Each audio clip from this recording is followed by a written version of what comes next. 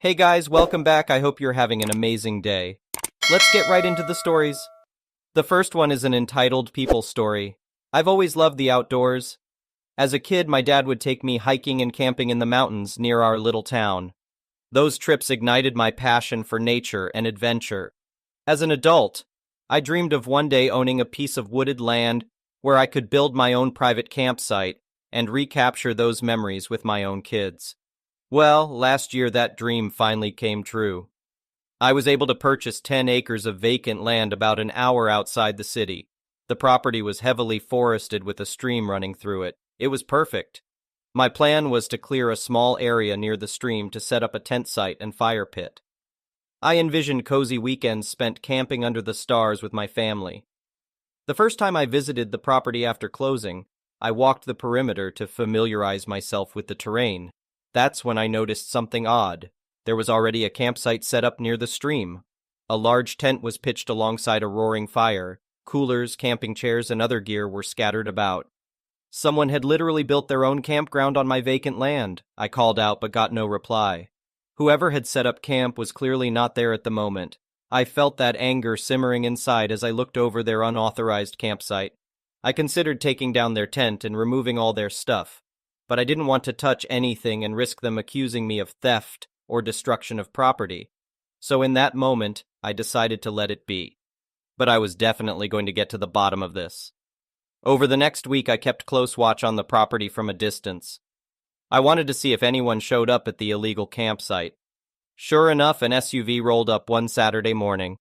A middle-aged woman got out and headed straight for the tent and fire pit like she owned the place. It was time for answers. I walked over calmly and introduced myself. I explained to her that this was my private property and the campsite she built was not permitted. Her response? She laughed in my face. Then she told me this land belonged to her and I was the one trespassing on her property.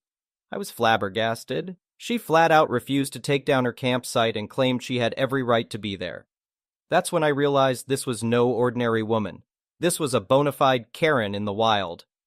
I remained composed and once again asserted my legal ownership of the land, complete with documentation. I asked her politely to take her tent and belongings and leave immediately. Karen got in my face and told me to get lost. She said she discovered this abandoned land months ago before I came along and had already filed documents to claim ownership. She boasted that everything from the creek to the tree line now belonged to her. My blood was boiling, but I knew losing my cool would only make the situation worse. I told Karen I would be in touch and headed back to my truck. As I sat there contemplating my next move, I noticed Karen pulling out a cell phone. A few minutes later, a police cruiser came rolling down the dirt road towards the campsite. Unbelievable. She had actually called the cops on me. The officer approached me first. I calmly explained that I had documentation proving the land was legally mine. I offered to show my paperwork, but the officer said that wouldn't be necessary. He walked over to Karen, who proceeded to act like a victim, claiming I was harassing her and trying to vandalize her campsite. Thankfully, the officer saw through her act pretty quickly. He requested both our IDs. When my name matched the record of ownership, and Karen could produce no proof of purchase for the property, the officer told her she'd have to pack up her things and go. Karen argued and protested dramatically, insisting she would file a lawsuit against me. The officer made it clear she didn't have a legal leg to stand on. He supervised while Karen angrily took down her unauthorized campsite. As she packed up her car, Karen shouted threats that this wasn't over. I had a feeling she might try something again, so I told the officer I would be installing cameras on the property just in case. He agreed that was a smart idea given the circumstances. I wasted no time setting up wildlife cameras strategically around the property. They would record video anytime motion was detected. A few weeks went by without incident. Then one evening, my phone alerted me to movement on the west end of the land. I pulled up the live camera feed and sure enough, there was Karen trespassing again. This time she was trying to build a little shack from some old boards and tin sheets. Unbelievable. I immediately called the police and drove to the property to confront her again. By the time I arrived, Karen had assembled the beginnings of her makeshift shack. The officer pulled up shortly after me.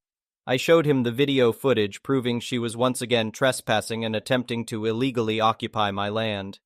Karen played innocent, saying she was just taking materials left on her property to build a shelter. The officer didn't buy her act this time. Since she had been previously warned to stay off my land, he arrested Karen on the spot. She kicked and screamed, insisting I was the criminal.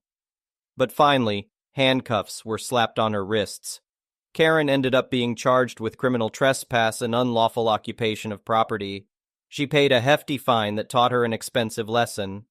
I also filed for a restraining order which legally prohibited her from stepping foot on my land again. She still insists that one day she'll get her land back from me.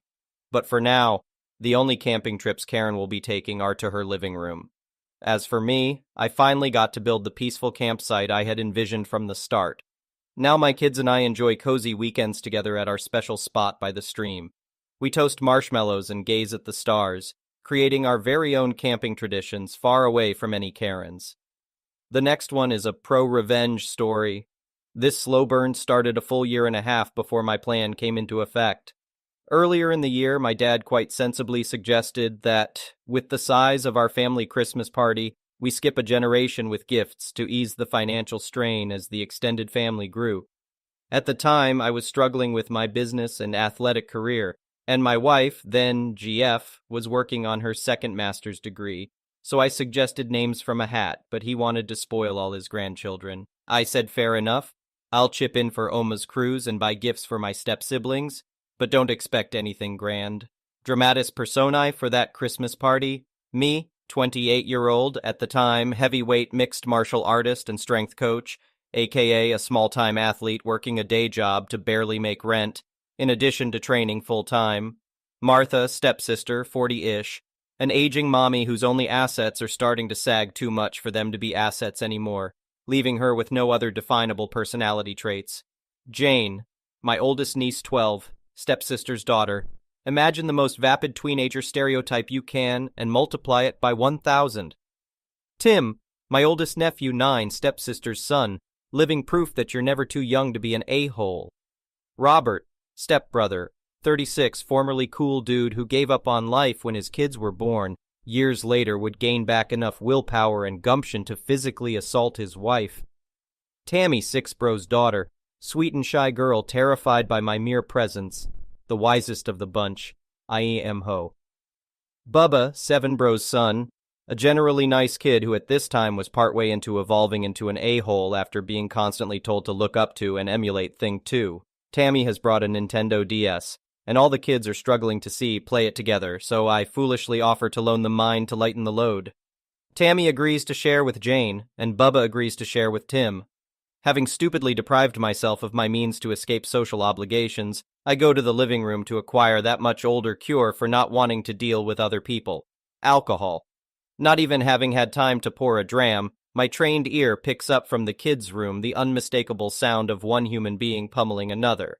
I politely suggest to Robert that he might want to go have a look, but bro hasn't given 2 craps about anything in about 7 years, so he waves it off.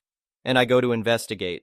I walk in to see that Tim may be an a-hole, but is not untalented, and is managing to strike, shove into a wall, and kick Bubba all at the same time, while attempting to play my DS with his other hand.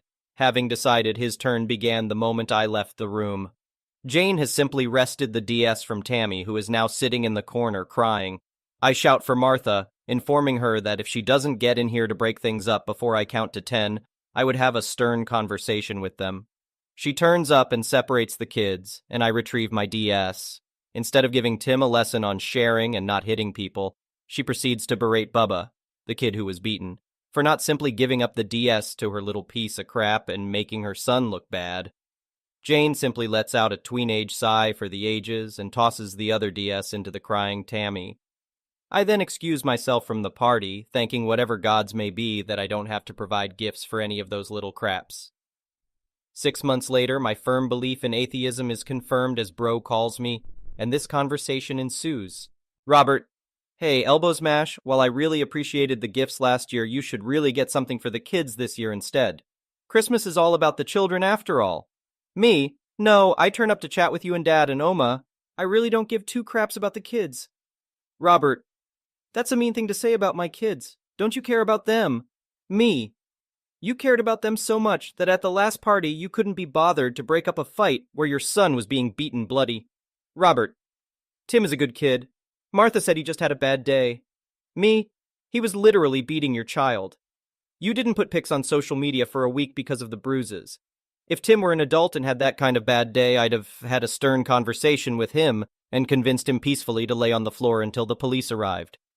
Robert, well, Stepsis and I were talking, and we think you should buy stuff for the kids next year instead of us. Me?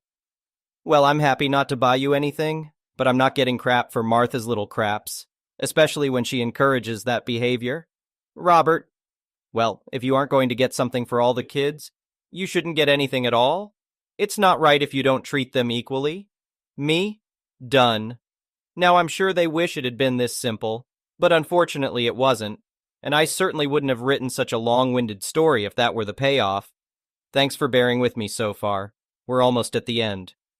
A few months later, about 2 weeks before Christmas, I get an email from my dad with links to various toys, mostly from Toys R Us, which still existed at the time. When I call him back to ask what that's all about, this conversation ensues. Me: hey, what's up? I got your email. What's that all about? Dad: those are gifts for the kids for Christmas. Me: that's cool if you're getting them that. I'll see them when the kids open them. Dad: no, that's for you to get them. Me: I don't buy for that generation, remember? And I already sent you my contribution to Oma's cruise.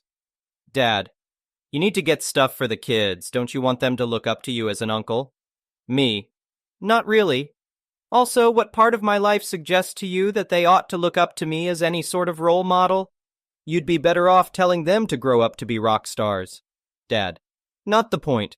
Christmas is about the children. If you don't get them this stuff, I won't put your name on the card for Oma. Me: that's a crappy thing to do, considering I already paid into that. Dad: will you get the stuff or not?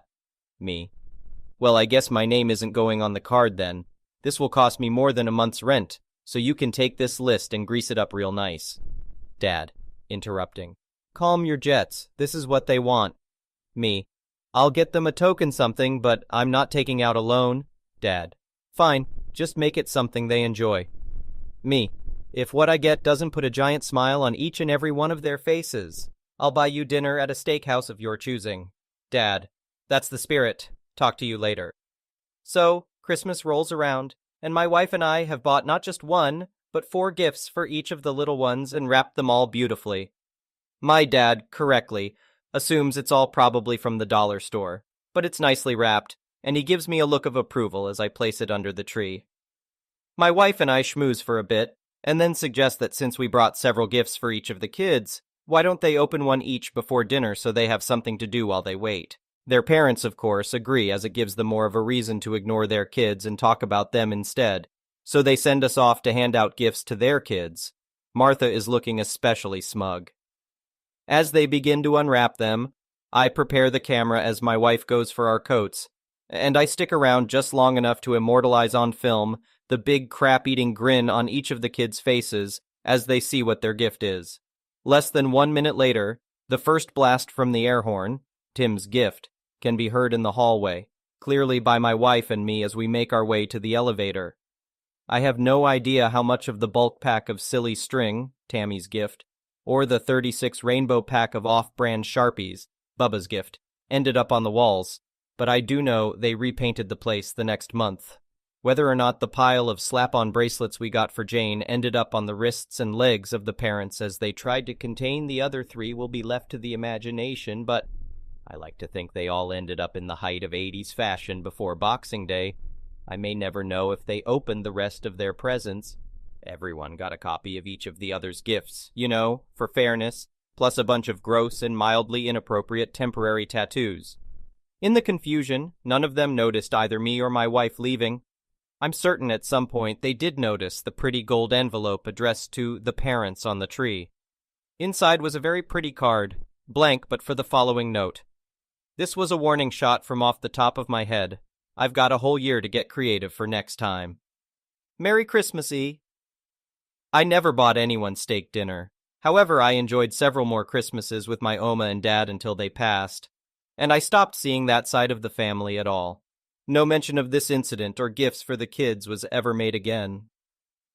The next one is a petty revenge story. So yesterday I was returning home with a heavy bag of groceries. As I approached my apartment building, I saw a delivery man with a parcel trolley waiting at the door. I decided to open it for him so he could get in while I checked my mailbox. As I entered the building, I heard him get on the elevator. He must have heard me enter the building as well, but he didn't bother to hold the lift for me. No big deal. I'll just wait for it to come back down. The elevator stopped on the 4th floor, and I noticed it stayed at the 4th floor for a lot longer than it normally should, almost like it was stuck. After a moment, it started moving, except instead of going down to me, it was going up and stopped at the 5th floor. Again, it was stopping for an unusually long time.